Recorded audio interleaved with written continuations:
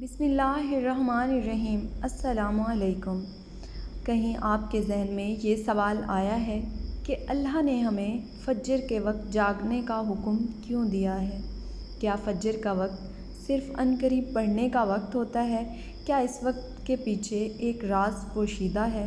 وہ راز کیا ہے؟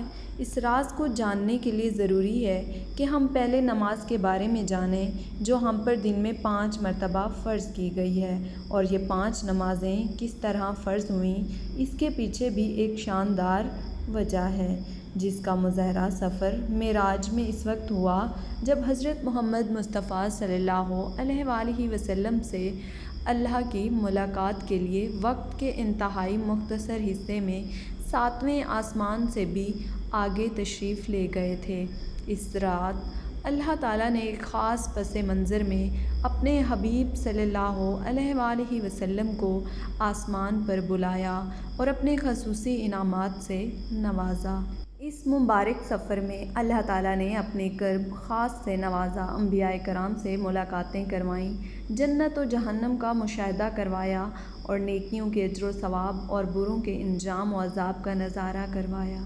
اس عظیم سفر میں بہت سے انعامات سے نوازا گیا، جن میں ایک خاص انعام امت کے لیے نماز کا تحفہ بھی ہے اور قیامت تک کے لیے انسانوں کو اپنے معبود اور خالق سے قریب تر کرنے کا عظیم تحفہ اور عبادت یعنی نماز اسی سفر میں عطا کی گئی۔ معراج کی رات جب آپ صلی اللہ علیہ وآلہ وسلم کو اللہ نے 50 نمازوں کا حکم دیا تو حضرت موسیٰ علیہ السلام سے کہنے پر آپ نے اللہ سے 50 نمازوں میں نرمی کی درخواست کی، اور ایسا کئی بار ہوا، یہاں تک کہ اللہ نے امت محمدی صلی اللہ علیہ وآلہ وسلم کے لیے دن میں 5 نمازوں کا حکم دیا، جس کے بعد بھی حضرت موسیٰ علیہ السلام نے آپ صلی اللہ علیہ وآلہ وسلم کو 5 نمازوں میں کمی کے لیے اللہ کے پاس ایک بار پھر جانے کا مشورہ دیا، لیکن تب آپ صلی اللہ علیہ وآلہ وسلم نے فرمایا کہ میں نے اپنے رب سے کئی مرتبہ درخواست کر لی ہے، یہاں تک کہ اب مجھے حیا آ گئی ہے اور اب میں راضی ہوں اور اس حکم کو ہر طرح سے تسلیم کرتا ہوں۔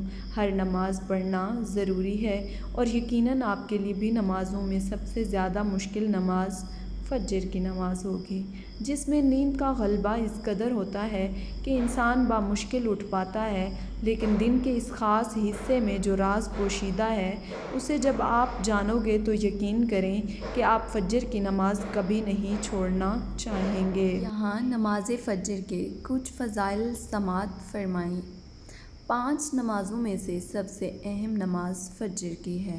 اس کی اہمیت کا اندازہ اس بات سے لگائیں کہ اللہ تعالیٰ فجر کے وقت کی قسم اٹھاتے ہیں اور فرماتے ہیں، قسم ہے فجر کی اور 10 راتوں کی اور جفت اور طاق کی اور راتوں کی، جب وہ چلنے لگے، یقیناً میں عقل مند کے لیے بڑی قسم ہے۔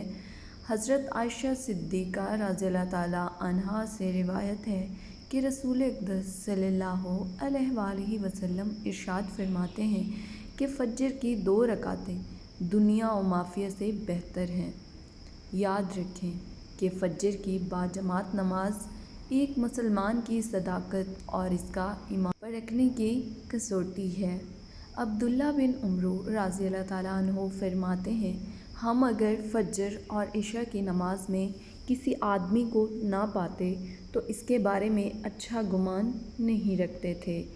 فجر کی نماز جہنم سے حجاب ہے۔ جناب رسول اکرم صلی اللہ علیہ وآلہ وسلم نے فرمایا، جو شخص سورج نکلنے سے پہلے اور سورج ڈوبنے سے پہلے کی نمازیں یعنی فجر اور عصر پڑھتا ہے وہ ہرگز جہنم کی آگ میں داخل نہیں ہوگا۔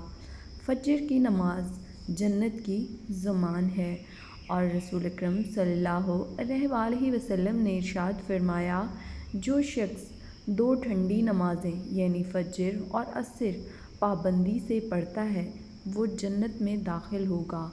فجر کی نماز نہ پڑھنے پر وعید۔ حضرت عبداللہ رضی اللہ تعالیٰ عنہ سے روایت ہے کہ جناب رسول اکرم صلی اللہ علیہ وآلہ وسلم کے سامنے ایسے شخص کا تذکرہ کیا گیا جو صبح ہونے تک سوتا رہتا ہے، یعنی فجر کی نماز ادا نہیں کرتا ہے۔ تو آپ صلی اللہ علیہ وآلہ وسلم نے ارشاد فرمایا، ایسے شخص کے کانوں میں شیطان پیشاب کرتا ہے۔ فجر کی نماز کے لیے کس طرح اٹھیں؟ نمبر 1، رات کو حتی الامکان جلدی سوئیں۔ نمبر 2، سوتے وقت فجر کی نماز جماعت سے ادا کرنے کا پختہ ارادہ کریں اور ارادہ کرنے میں مخلص بھی ہوں۔ نمبر 3، ایسے اسباب اختیار کریں جن سے فجر کی نماز کے لیے اٹھنا آسان ہو، مثلاً الارم والی گھڑی میں مناسب وقت پر الارم سیٹ کر کے اس کو مناسب جگہ پر رکھیں۔ اگر ان امور کی رعایت کر کے سوئیں گے تو انشاءاللہ فجر کی نماز جماعت کے ساتھ ادا کرنا آسان ہوگا۔ پھر بھی اگر کسی دن اتفاق سے بیدار ہونے میں تاخیر ہو جائے تو جس وقت بھی آنکھ کھلے سب سے پہلے نماز ادا کر لیں، انشاءاللہ تاخیر کا کوئی گناہ نہیں ہوگا، لیکن اس کو معمول بنانا گناہ پر مدامت کرنا ہے، جو کسی بھی طرح جائز نہیں ہے۔ دنیا میں کئی ایسے لوگ ہیں جنہیں بے خوابی کی شکایت ہوتی ہے، جس میں وہ ساری رات سو نہیں پاتے اور پورا دن کام کاج کر کے جب رات کو سو بھی نہیں سکتے تب کئی طرح کی ذہنی اور جسمانی بیماریاں جنم لیتی ہیں، اور اس بیماری کا شکار آج ہر دوسرا تیسرا شخص ہو رہا ہے، جس کی بڑی وجہ اللہ کے احکامات کو پیچھے چھوڑ کر دنیا کی رنگینیوں کے پیچھے بھاگنا ہے۔ ساری رات جاگنے کے بعد فجر کے قریب کچھ دیر نیند آ جاتی ہے، لیکن وہ نیند جسم کو پرسکون نہیں رکھتی، جس کی وجہ سے اکثر لوگ جاگتے جاگتے اور ہر قسم کی دوائیوں کے استعمال کے باوجود جب سو نہیں پاتے تو وہ اللہ سے یہ سوال ضرور کرتے ہوں گے کہ اے اللہ، مجھے نیند کیوں نہیں آتی؟ آخر کیا وجہ ہے؟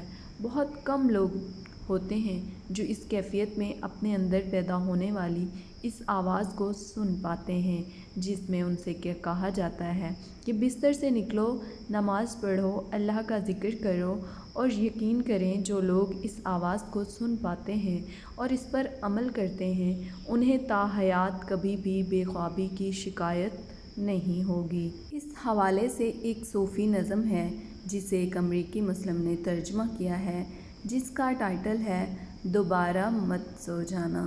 صبح کی ٹھنڈی ہوائیں ایک راز لاتی ہیں تمہارے لیے، دوبارہ مت سو جانا۔ خود سے پوچھو تم کیا چاہتے ہو، دوبارہ مت سو جانا۔ لوگ دروازے کی چوکھٹ سے آ جا رہے ہیں، جہاں دودھ نعمتیں ملتی ہیں وہ دروازہ گول اور کھلا ہے، دوبارہ مت سو جانا۔ اس نظم میں بیان کردہ دروازہ ہماری دنیا اور اس دوسری دنیا کا ہے جہاں سے فرشتے ہر صبح اور شام کو اترتے ہیں، جن کا ذکر اس حدیث پاک میں ملتا ہے، جس میں آپ صلی اللہ علیہ وآلہ وسلم نے فرمایا ہے کہ رات اور دن میں فرشتوں کی ڈیوٹیاں بدلتی رہتی ہیں، اور فجر اور عصر کی نمازوں میں ڈیوٹی پر آنے والے اور رخصت پانے والوں کا اجتماع ہوتا ہے۔ پھر تمہارے پاس رہنے والے فرشتے جب اوپر چڑھتے ہیں تو اللہ تعالیٰ پوچھتے ہیں کہ حالانکہ وہ ان سے بہت زیادہ اپنے بندوں کے متعلق جانتا ہے کہ میرے بندوں کو تم نے کس حال میں چھوڑا، تو وہ جواب دیتے ہیں کہ ہم نے جب ان کو چھوڑا تو وہ فجر کی نماز پڑھ رہے تھے، اور جب ان کے پاس گئے تب بھی وہ عصر کی نماز پڑھ رہے تھے۔ فجر اور عصر کی نمازوں کے اوقات میں سونے سے منع کرنے کے پیچھے بھی ایک بڑی وجہ ہے، اور وہ یہ کہ سائنس کہتی ہے کہ صبح سورج طلوع ہوتے وقت اور شام کو غروب ہونے سے پہلے سونا نہیں چاہیے، کیونکہ صبح کے وقت زمین پر آکسیجن وافر مقدار میں فراہم ہوتی ہے، جس وقت ماحول تر و تازہ ہوتا ہے، اور یہ آکسیجن آپ کو دن بھر فٹ رکھنے کے لیے انتہائی ضروری ہوتی ہے۔